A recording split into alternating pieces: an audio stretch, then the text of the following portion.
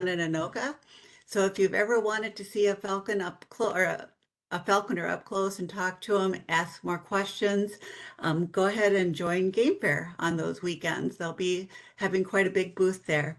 But anyway, I want to welcome you to the Moss series, and I'd like to turn it over to Matt. Thank you, Matt. Thanks, Linda. Yeah, appreciate the opportunity to talk about a passion of mine, falconry.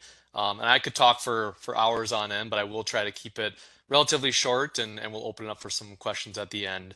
Um, my name is Matt Lasch. I've been involved in falconry since I was 10 years old and been actively flying my own birds for about the last 20 years or so. I am the current president of the Minnesota Falconers Association. Something got brought up in our practice the other day is, this is not our job. Most falconers have full-time jobs that we do. This is just a lifestyle or a thing that we do on the side. But today I will be talking about the art of falconry. So here's what I'll be talking about today. A quick explanation of what falconry is, a really brief history, the raptors that are used, steps to becoming a falconer, the equipment that's used, the training process, some examples of hunting, and a few current conservation efforts that falconers have been involved with over the years. Each of these topics could be a presentation all by itself, but I'll just kind of stick to the basics and kind of keep it at a high level as I'm going through here. Falconry is the art of taking wild quarry with trained raptors. The intent is to be hunting with raptors and take game. It may seem gruesome to some, but we're really just doing what these raptors do naturally, and we're just able to be part of it. I made a point to say an art versus a sport or a hobby, because an art is really never perfected and is always changing and improving. And an art takes in all facets of the practice, not just one element. So it is an art of falconry. As I mentioned, it is the use of a trained raptor as a legal means of taking quarry. It's worth noting that these birds are wild. Even if they've been trained or imprinted or even bred in captivity, they are not domesticated. There is no affection like a dog or a cat. And I use the term legal because these birds are protected. And we have to have strict requirements in order to have them because they are protected under the part of the Migratory Bird Act. Even with technology and modern sciences, much of the sport has remained unchanged for about the last 6,000 years. Many of the techniques and language used in falconry has remained unchanged for that amount of time.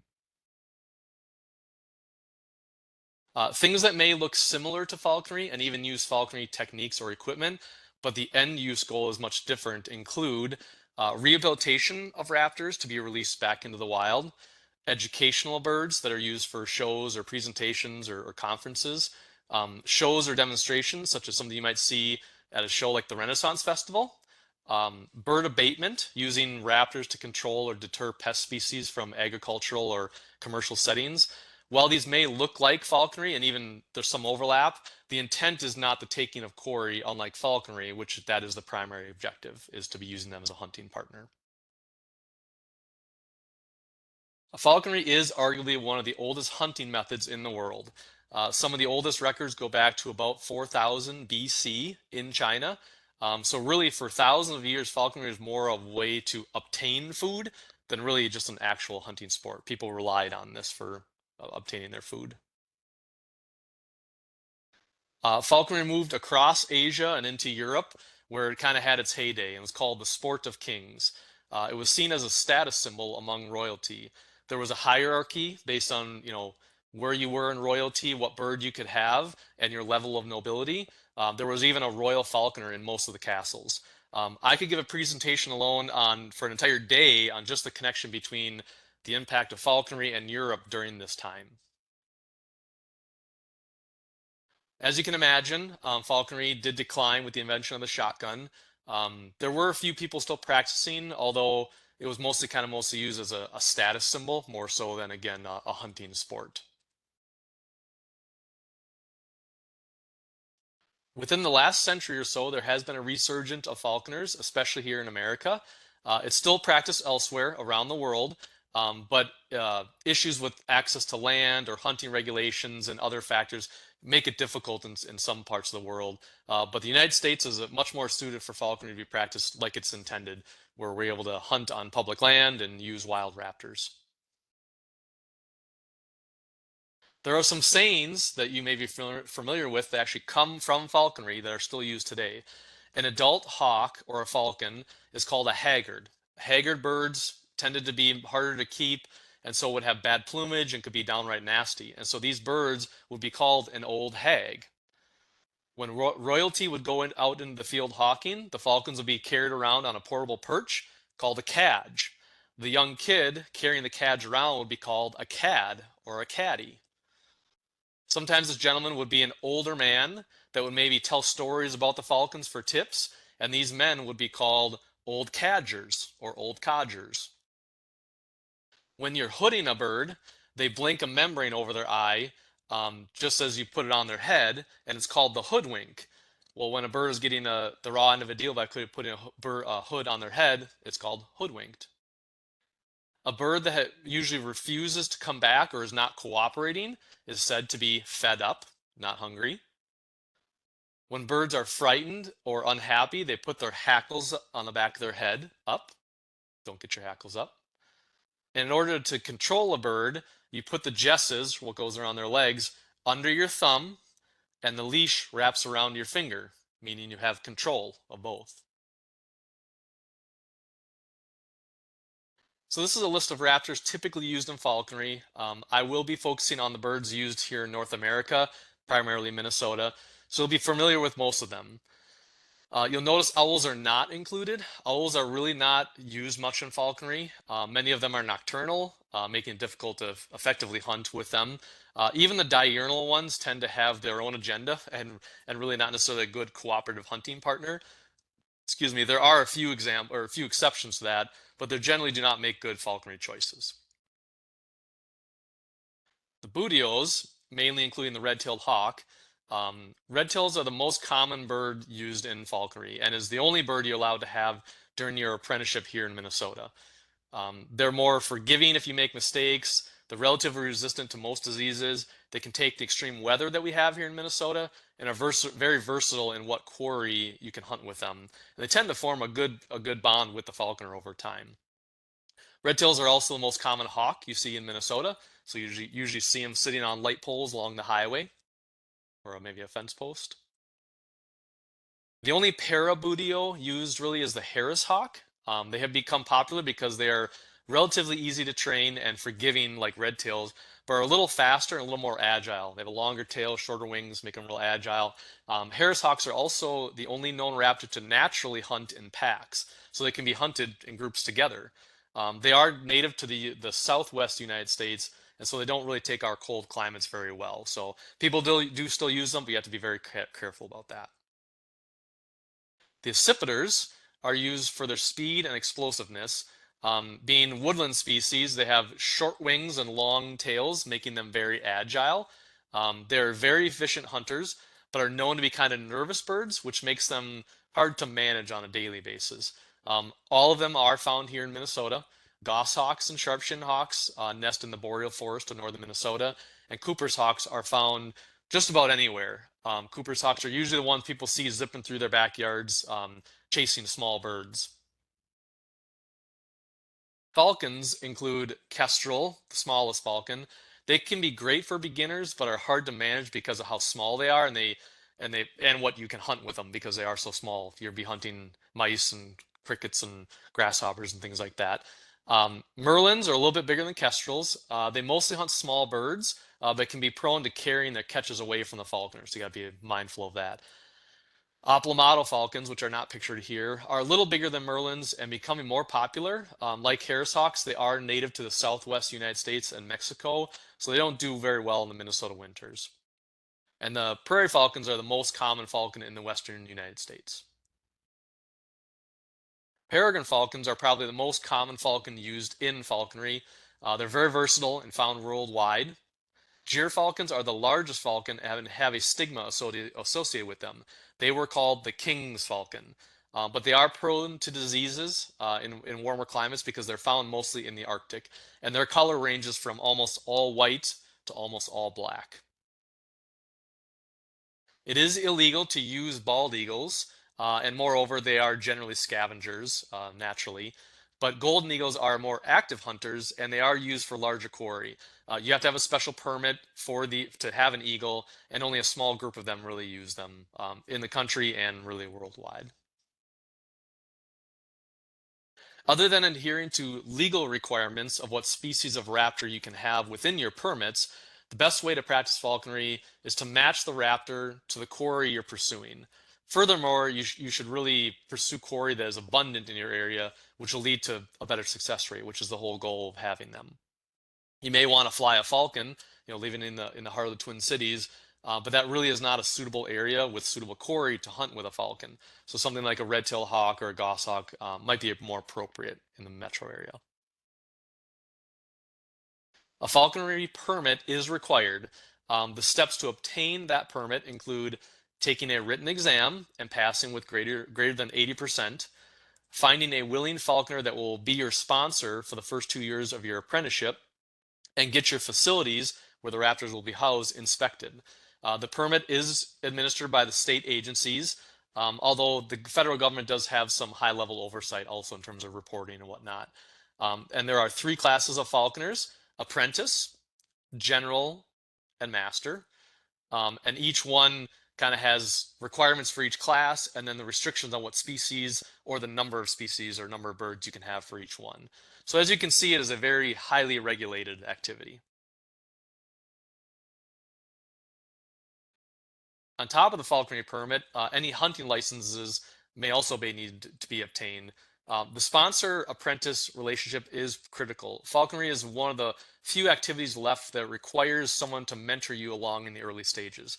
Sponsorship is not taken lightly, and falconers are very serious about who they're willing to take on.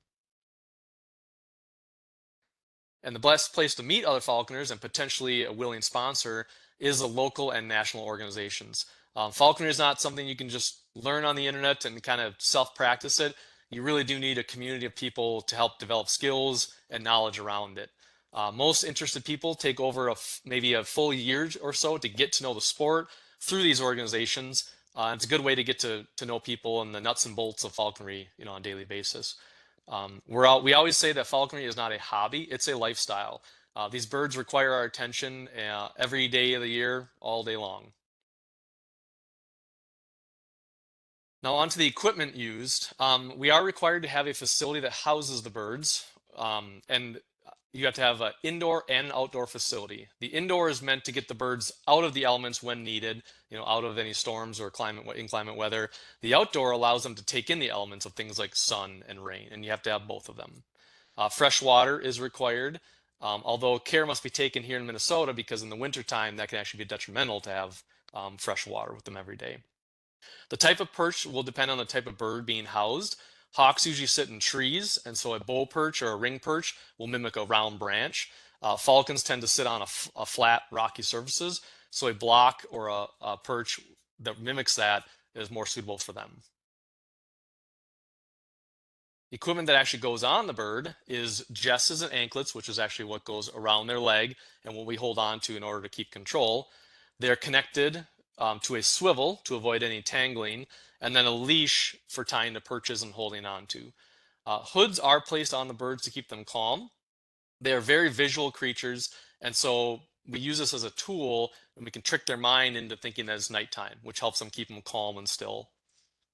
And the making of those hoods is actually an art all itself. The construction, the stitching, the fitting to make sure it's not, detrimental to the bird takes a lot of practice to master.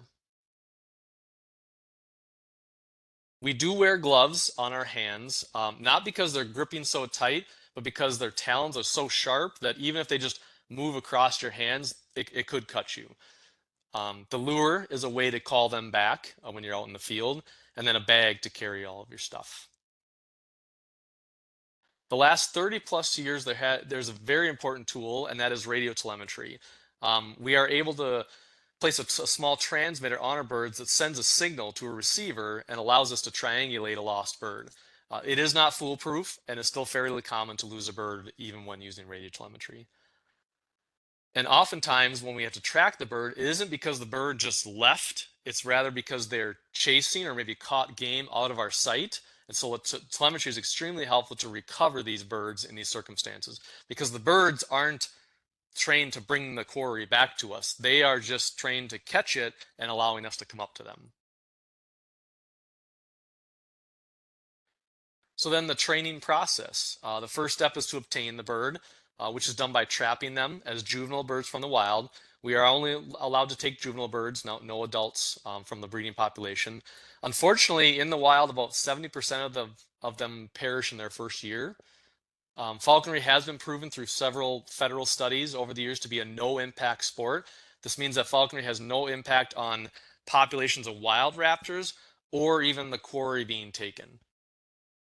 There are many different methods to trapping a bird, but the two most common I'll call are a balchetry, which is like a small hardware cloth cone with monofilament nooses tied all over it. You put a bait bird or a bait mouse inside there, throw it out when you see a hawk. They come down and try to get that bait bird, and they get caught in those nooses. So that's a balchetry, or a dogaza net, which is basically a net set up in front of again a bait bird, and you pull on that bait bird, which is alive, and it flutters, mimicking a wounded bird, and the hawk or falcon comes in and gets caught in that net. I will say that in both of those cases, the bait birds or bait animals are not harmed because they are protected on all sides. There are certain species that you can take from the nest. You do need to have a certain class falconer in order to do that. There is also a pretty good supply of captive raised birds that can be purchased from breeders. So once you've obtained the hawk or falcon, then the long process of manning begins. You're basically sitting with the bird for hours and hours so that they realize you're not a threat to them. The intent is so they tolerate everything in your life, all of your activities, all the kids, dogs, cats, anything you might do, slamming doors. It's really a manning process to just get them used to you. Once they begin to tolerate you, then food is brought into the equation. There is no affection with them, so it's all a food association. It starts with maybe giving a little bit of food on the glove, then make them jump a foot for it, then maybe 3 feet, then 10 feet, and they do the whole process again outside, which could have a whole nother, lot more stimulus. They do learn pretty quickly that you're an easy source of food, and so that's why training process does usually go pretty quickly in most cases, depending on the species. Um, and that's also why it's nice to have a juvenile or a passage bird because they learn pretty quickly being a youngster. Once they are consistently responding to you and focused, then you can introduce them to quarry. Sometimes we are asking them to catch things that are not maybe natural prey for them. And again, we are not teaching them to hunt or doing the catch, but rather just to tolerate us to come pick them up on their kill and take them home at the end of the day. And the most time consuming part of the training is just the everyday management and husbandry of the bird. We need to make sure that they are weighed daily, fed, not stressed, flown regularly, have good clean facilities and equipment, and good feather condition. And this takes a lot of time and practice. The end result is a happy and a healthy bird. And a good sign of this is a preening bird, just like the one there.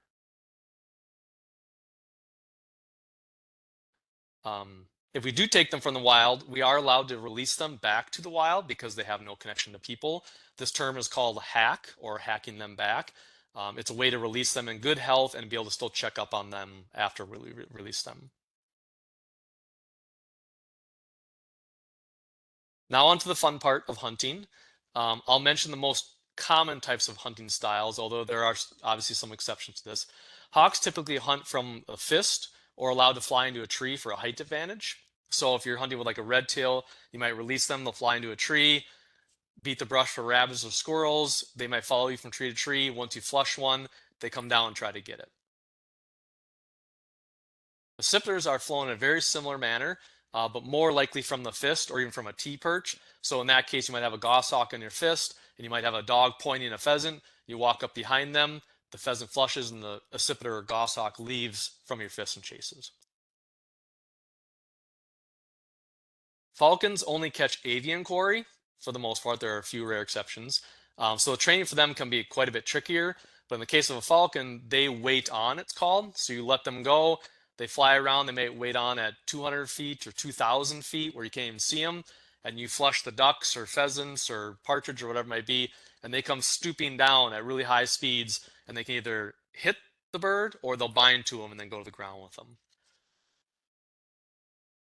Dogs are used as part of the hunting team, and many breeds actually were bred for falconry first. So if you think of when hunting dogs were bred and where they come from, is about the 1400s or so. Well, the first shotgun wasn't really used until the 1600s. So there were at least 200 years that dogs were used for hunting with hawks and falcons before gun hunting. Birds and dogs can become very tolerant of each other. It just takes really good training on both of them. Falconers have been instrumental in many types of conservation efforts. One of the more notable ones is the recovery of the peregrine falcon. Falconers provided babies and captive breeding. They did the surveying and the monitoring. They raised young, attended hack sites, banded young, and educated the general public about peregrine falcons. Most of these efforts actually still continue today, and all of these are on volunteer time. The University of Minnesota Raptor Center is pretty well known for their work on education and rehabilitation. The founder of the Raptor Center is Dr. Pat Rettig, and he is a falconer and a founding member of the MFA. Falconers also assist with various studies. One that we've done over the last decade or two was helping to locate and giving information for goshawk nests in northern Minnesota. They're a pretty elusive creature, and so it takes a while to kind of figure out their patterns and nesting territory. So we did some surveys and helped locate some different nest sites.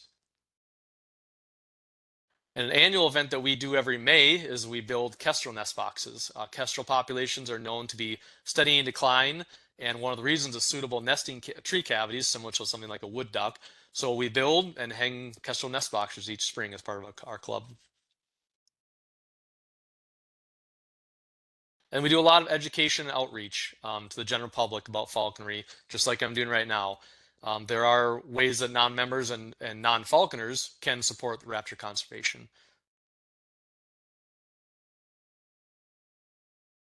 So before I kind of wrap it up and then obviously turn it open to questions, I thought it might be helpful if I ran through some of the most frequently asked questions in case that helps answer things up front. These are also on our website in terms of if people go to our website to find it, you'll find these frequently asked questions. One of the primary ones, question, I'm very interested in falconry. What should I do now? There are three main recommendations we have for anyone interested in falconry or becoming a falconer. Read as much as you can. We have some recommended reading on our website, both books and periodicals. This really gives you a baseline about knowledge and about falconry and raptors that are used.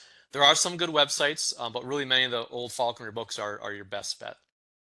Join the MFA or a falconry organization. Falconry, again, is one of the few remaining sports that require a direct human contact or conservation or conversation. The best way to meet other falconers is through these clubs and find a willing sponsor should that time come. And then obviously get active, attend the MFA events. Falconers will be much more inclined to answer questions, offer their help, or willing to be a sponsor when so they see that someone has shown a genuine interest in attending the various things and genuine interest in the sport. Do you have to be a member or a falconer to attend MFA events? Non-members are welcome to attend any of MFA events. We just ask to be notified in advance. You can do that through our website or contact an officer prior to attending. How do I get in contact with a falconer near me? Most falconers are willing to have a non-falconer join them when they're flying their Raptors or showing their facilities, but it's highly recommended to either join the club or maybe attend a few things first, just so people can kind of get that comfortability with, seeing that someone is honest, has an honest effort towards falconry. There are membership lists that are regularly sent out to the members, so you're able to find someone near you and tag along. But again, getting that connection really is the best way to get out with someone. How do I find a sponsor? It actually can be fairly easy to find a willing sponsor for a pre-apprentice or a person that's interested, as long as they've shown that genuine commitment. Sponsors have a large responsibility on, taking on an apprentice, and do not take this lightly. Because of this, most falconers want to confirm that a person has the commitment, passion, knowledge, and time to train a wild raptor. Again, the best way to do this is joining the MFA or other clubs. This will expose you to, other apprentices, other falconers, and a way to get to know them. We actually do have an apprentice coordinator as part of our club that helps kind of network those folks and get them out hunting and potentially find those willing sponsors over time. Can a falconer come speak and or demonstrate at our group? This is very dependent on the situation. Many falconers are willing to speak, just like this, to various groups, but their willingness depends on the location of the venue, maybe the time of year. Most falconers do not handle their birds during the molt, which is about March to August or September, so it can be difficult to bring along a raptor during those times to a presentation. And even if the presentation is during that time, you may have a bird that maybe just doesn't take groups of people. The flight style or training may be not conducive for a demonstration. And the best way to inquire through that is, again, through our website. We have an internal committee of people that actually field questions like that and requests, and then we do as best we can to accommodate folks. We are having troubles with a nuisance pest. Can a falconer come fly their hawk or falcon to get rid of them? Falconers are not allowed to use wild taken raptors for hired services as a source of income. There is a separate permit needed for that under abatement. However, depending on the location and the setup, a falconer may be interested in pursuing that quarry with the raptor during the hunting season. Details, can be provided if you contact the MFA through us. And also, I think we do have a link to abatement services on our website also. And again, if you contact us, we typically will put you in connection with them. So here is contact information. I think there might have been already in the chat also, but I just want to make sure folks see that. And then with that, I will pause and open up for questions or whatever else. Okay, oops. Thank you, Matt. That was excellent. I didn't know much about falconry, and remember in the chat function there are some polling questions that we have. I'm going to close out that. We do have some questions here. So the first question comes from Caitlin. For pheasant hunting, what would you do if your hawk or falcon were to catch a hen? Can you train to catch roosters only? That's a great question. So we cannot train them to catch specific things. When it comes to pheasants, we are allowed one hen per day. So just like your bag limits, everything else, we are allowed one hen per day. The other thing that it's called a leave it lay law, where let's say you catch something that is out of season or doesn't have a season, you cannot harvest it, but you're allowed to let your bird obviously catch it, feed partially on it, but you have to leave it in the field. Okay, so then if you get the hen, then you're kind of done hunting for the day because you can't get a Correct. second hen. Okay. Correct. Yeah, and in that case, we're just really happy when they catch one. It's not a high percentage activity. We don't do it for catching a lot of things. So if you catch one, you're probably done, regardless whether it was a rooster or a hen. Yeah. Okay. The next question from Mark, is there such a thing as a sparrowhawk, or is that just slang for one you already mentioned? We used to see these hovering over a pasture, watching small prey. Yeah, so a sparrowhawk, I believe, was a kestrel. So everything back in the day, prior to protection of these birds, was a hawk: chicken hawk, duck hawk, sparrowhawk. Sparrowhawk was typically a kestrel. It has been also used for things like sharpshins or merlins, some of the really small falcons or hawks. But I believe that back in the day, the sparrowhawk was a kestrel, which does hover. It hovers and will maintain position when it's hunting pastures. Yep. Next question from Paul, do the falconry hunting season coincide with the firearm seasons? Unfortunately, they do. So our seasons, with the exception of ducks, goes from September 1st to the end of February. So as you can imagine, there's a little bit of time before gun hunting starts, and there's a little bit of time after. But there is some overlap, so we need to be very mindful of that, where and when we're hunting with our birds, for sure. Okay, next question from Carol. What type of habitat are the kestrel nest boxes placed in? I live in town. Could I place a nest box in a tall tree? How likely would a kestrel come and occupy the nest box? I'm not wanting to capture the bird, just love to watch them. So kestrels love open grasslands with broken savanna in between. So like a wooded area is not a good place. If you picture a hobby farm with a big horse pasture, maybe so a few trees, that's ideal for them because they mostly eat grasshoppers, mice, crickets, all that kind of stuff. So that's probably the best. Um, Something else may use it. We've heard of even screech owls using some of our kestrel nest boxes in a more wooded environment. But that's typically what we tell people is open grassland areas with some broken trees, preferably away from a lot of buildings or roads and things like that. The other thing is that Cooper's hawks are woodland creatures or woodland birds. So if you put it too close to a woodland, they actually will kind of sometimes compete for territory. So again, open grasslands. Okay, and are just personally, are those wood duck bo those Kestrel boxes almost identical to a wood duck, or is it a different proportion? Different dimensions and different size hole, but very similar, but a little bit smaller in dimensions, and then the hole is smaller. And do you put the like the cedar shavings in there or nothing or Usually say no cedar shavings. If you want to put like a little bit of sawdust, you can, but you don't need to. They usually will fill it with some of their own stuff. do you clean it yearly then? It helps to, but doesn't have to be done. Have known them to be used years in a row, but it can't hurt to clean them out. Yes. Oh, okay. The next question from Carol, are ospreys used in falconry? They are not.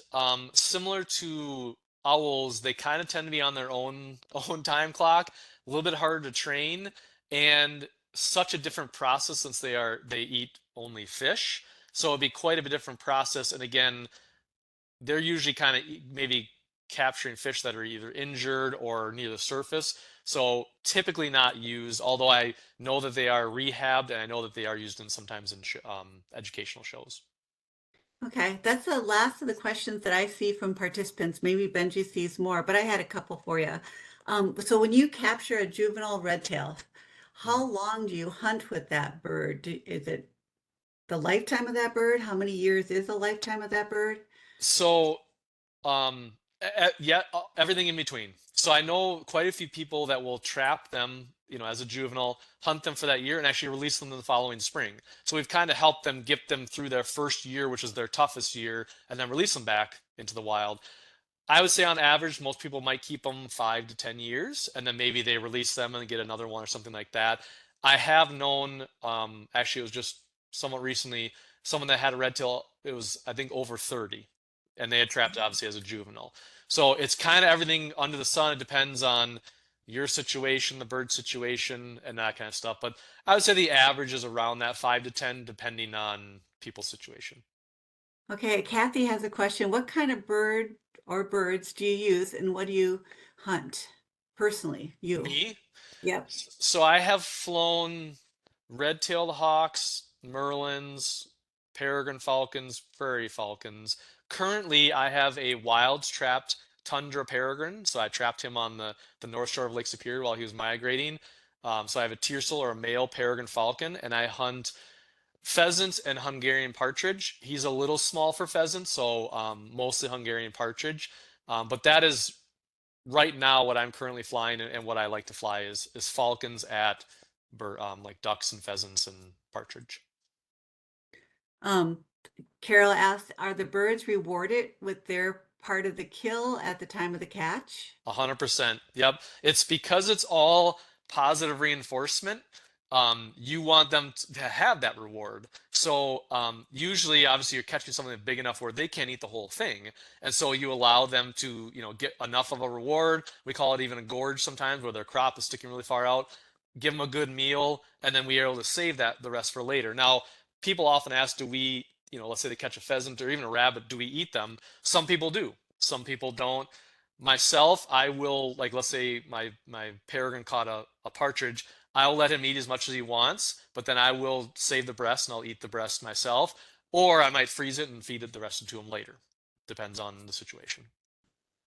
The next question from Jeff is, for released birds, are there any disease issues or protocols that need to be followed? Not really. So these birds are usually pretty resistant to most diseases because they are taken from the wild. They have a lot of that immunity. They're we're not allowed to release captive bred birds into the wild, and that's one of the reasons is because they aren't immune to things and they might carry other diseases. But because they're taken from the wild, that's why we're able to release them back to the wild. If they had something, yes, we would obviously take care of it ourselves. And you can usually tell that either in their mutes or their poop and their fecal matter, or just by their mannerisms. And there are obviously the U of M is a great place to go to get them through that. But typically, these birds are pretty resistant to a lot, and as long as they're in good health, we're able to release them back to the wild. Okay, Mark asks, is falconry used for fishing walleye or other species? It must be fish species. Yeah, it's not. So again, that'd probably be the osprey route, and no, unfortunately, nothing for walleye. Um, and then I have another question for you. Mhm. What's the daily time commitment? Because you said that you have to maintain your bird daily throughout the year, and then maybe even the cost of falconry if someone's Sure. interested in getting in. So I'll start with the cost. It can be as expensive or inexpensive as you want it to be. We tend to tell people plan around $1,000 to $2,000. That is primarily your facility. Where you're building where they're going. Now, if you have something that you can retrofit, obviously it can be less than that. But we encourage people to make their own equipment, and make their own perches and that kind of stuff. So you can spend money on things like telemetry and maybe store catalog bought equipment, but we encourage people to make their own. But most of your cost is going to go into that facility and building that kind of stuff. And then obviously just things like gas, mileage to go looking for birds and that kind of stuff. So that's probably the cost. What was the other question? Um, Daily time commitment to, Yeah, so that is highly dependent on where you are in the training process. So early on, it's quite a bit because again, you're spending a lot of hours just for that bird to get used to you. But once you get into a routine, it might be as short as an hour a day, as many as maybe a few hours a day to maybe half of the whole day, depending on what you're doing. Again, you can go out hunting, you might catch something right away and you're done. You might go out hunting and spend most of the day and not catch anything. But the hardest part is it's not necessarily that you're always touching the bird and handling them. We do need to do that. It's that making sure they're safe when you're not also. So you have a good facility and good equipment where they're not going to be damaging themselves or something like that when you're not with them. So during the hunting season, you're basically picking them up every day, weighing them, handling them, probably more hours. During the molt, a lot of people kind of like to be hands off. You don't want to stress them out too much. So for example, myself, my bird is in a large aviary or a chamber, and he can fly around in there. And then each day I go in, I give him his food, I look him over, make sure he's doing okay, but then I leave him in there. So it's really only that amount of time commitment during the molt. But it really depends again on where you're at in the training process and how much of a routine you have. and just to follow up on that, so the food, like, do you have to get mice or how do you feed your birds daily? Yep, great question. So we obviously don't catch enough to feed them every day. So yes, you can buy, frozen mice from different suppliers. We actually have a really good supplier of frozen, they're called Coturnix quail. They're like a Chinese quail. They look very similar to a bob white quail, but that's a great source, supplemental source of food because it has all the nutrients and everything that a hawk or a falcon needs. So I would say, if you can split it 50-50, great, but most people probably 80% of what they feed their bird is what they've bought frozen, and then the remainder is hopefully what you've caught or things like that. Okay. Um, Kathy asked, how often do you exercise your birds? So during the hunting season, we always encourage people you should fly as much as you possibly can. So if that's every day, great. If it's maybe every other day, or maybe it's only weekends because you have work and things like that, that's fine. But what you can do in the meantime is you can still exercise or do other training things even though you're not hunting. So for example, for myself, I usually try to get out at least 3 to 4 days a week. Now, obviously, weather plays into that. Um, Finding quarry plays into that, the bird's weight. If they got a really big meal a day before, you're still going to work with them the next day, but maybe you're not going to go hunting because they might be fed up and they might not want to come back. So yeah, highly dependable that way. Okay. Caitlin asked, how do you transport your birds in a car when going to a hunting trip? Great question. Two kind of main methods. So the way you can do it is you can hood them, and then they can't see anything, and then you just put them on a perch, in the back of a safe area in the back of a car or truck or something like that. and then tie them to the perch, obviously. The problem there is that, when they do mute or poop, they have to have a way to kind of capture that. The other way is what's called a giant hood. It's basically a kind of an oversized box, big enough for the bird to obviously fit in and kind of comfortably fit in there, but small enough so that, you can fit it in a car or something like that. And there's a perch inside there, and collects all the mutes and poop and everything, easy to clean. But that's one of the primary ways people move birds around is through that. And actually, they get very used to that. They come to the point where they'll actually jump in and out of that pretty readily, just like a dog it would in and out of a kennel. Okay, Ellie asks, will the birds released back into the wild stay close to their handler for a while, or do they just take off into the wild immediately? Um, a little bit of both. So I have heard of them or known them to kind of hang around the area where they're initially released, especially if it's near where they were housed for quite a while. But as you can imagine, there's also wild raptors out there, and so there are territories. Not that it becomes a huge dispute, but they get to know those territories pretty quickly too, and may move on or go looking for prey or something to eat. So they have been known to hang around a little bit, but in general they do disperse pretty quickly. Sonia asked, do you ever take rescue birds for falconry? Typically not, because if they're rescued, they're probably injured to the point where they can't be released back to the wild, which does not make them a good candidate for falconry because we are trying to fly and hunt with them. Not that they're not a good candidate for, being an ambassador on shows and education and things like that, but if they are a true rescue where they can't be released back to the wild, they're not a good candidate for falconry. Hey, Carol asked, you mentioned the U of M. Is that where you take your birds for treatment if they're injured? It can be, absolutely. Yep. There are also several vets that are falconers, and so those folks may also work on them. But I would say most people go to the U of M because of what they're known for. Absolutely. Jeff asked, how often do birds fly off and not return? Can you ever get them back again? So it does happen more than you would think. I personally have lost two myself over the years. Um, You can get them back if you're able to catch up to them. I think the longest I've heard was 6 months, 4 or 6 months, where a bird was lost. Someone ended up seeing it many towns over. Person showed up, threw out their lure, they were able to get them back. But I've also heard of it where if a week or two goes by, they do get more and more wild. You might find them, but it'll get harder and harder to get them back. Um, Carol asked, why would someone release their wild caught bird? Um, Kind of as a like a circle of life type of thing. So again, we're taking them as a youngster, getting them through their first year, hunting with them, keeping them in captivity. So it might be that you just want to release them back so they can live in the wild for the rest of their life.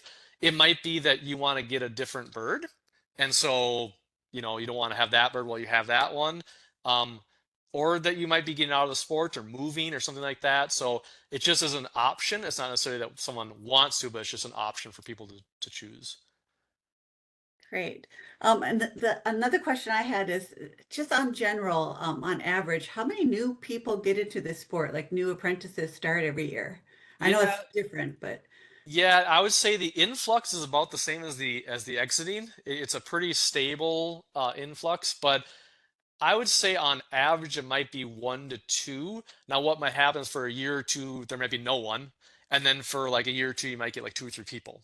So it kind of ebbs and flows. Like I'll give an example. The last couple of years we haven't had many new apprentices. We've had a couple people that were apprentices already, but no new ones. But like this year alone, I think we have like two or three people that are looking to have their first bird.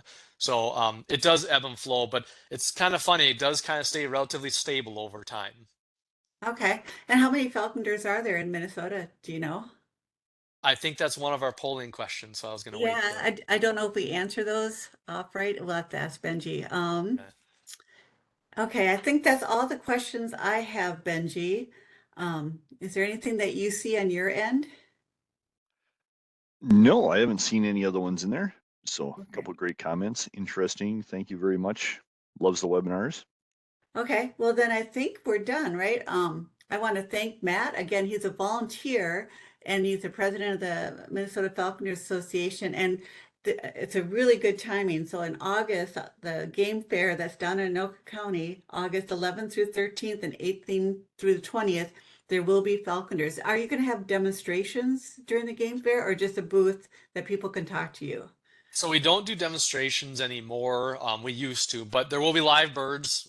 There'll probably be several different species of live birds, and then a whole bunch of presentation things, and then obviously falconers that are present to ask questions. So that's typically what we do. There is the guy that kind of runs it and has been there since day one, Frank Taylor. He does go down to the little show that Ron Shera does kind of every day, I think at like 11, and he'll talk a little bit about falconry there too with his bird. But no true demonstrations where we're like flying them around or anything like that. It just doesn't work.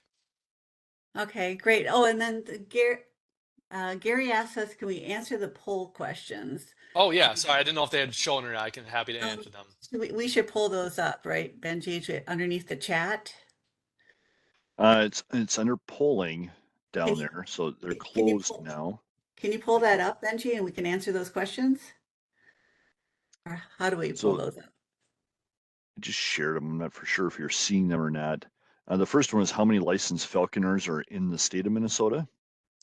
There are approximately 60. So again, as I mentioned, the ebbs and flows with who might be in it and who might be not. But and some people may be licensed, but maybe currently don't have a bird and whatnot. But there are roughly about 60 licensed falconers in the state. And interestingly, there's probably about 60 or 70 MFA members. Now, I will give the caveat, not all of those MFA members are licensed falconers. So there are people that just support the club or want to be around it, can't do it themselves. They can certainly be part of the club. Great. Question 2 was how many years does it normally take to become a master class falconer?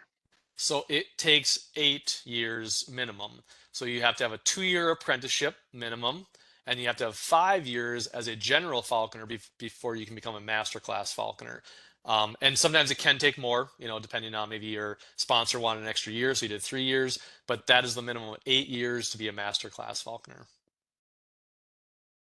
And then across the United States, how many falconers are there? So there's approximately 3,000. So again, that fluctuates quite a bit, but there's approximately 3,000. Some states, like I think Texas and California, have huge numbers of falconers because they are that big. As I mentioned, we have 60. And I would say, I wouldn't say the majority, but a very good number of those are part of what's called the North American Falconers Association. Very similar to us, but it's a very, very good organization for everyone to get together. But approximately 3,000 throughout the country. And then Linda brought up the game fair, and you don't do much for demonstration there. Is there anything that you guys do if people want to just see what that's like to watch a falcon hunt prey? Yeah, so the thing we encourage is to reach out to the club for a couple reasons. One, we do have meets. We have field meets where we get together and actually fly our birds. People, non-members are allowed to come to that. We don't make it a public event, but if someone contacts us and says, I'm interested in tagging along, we will do whatever we can to get someone out with you. We can't guarantee it, but we do allow non-members or non-falconers to tag along in most cases. Great. Great. So for people wanting to get in touch with Matt or anybody from the association, Matt did give you the website. It's in the chat function. Matt, it was great information, very succinct and easy to follow. I really appreciate you taking your time today to volunteer to do this talk. Sure. Remember Game Fair, August 11th and 13th and the 18th to the 20th, if you're interested in seeing that. Next week, our moss series will go over frogs and toads. So we'll see everybody next Wednesday for our next moss webinar. So thank you for attending. Thanks. Have a good weekend, everybody.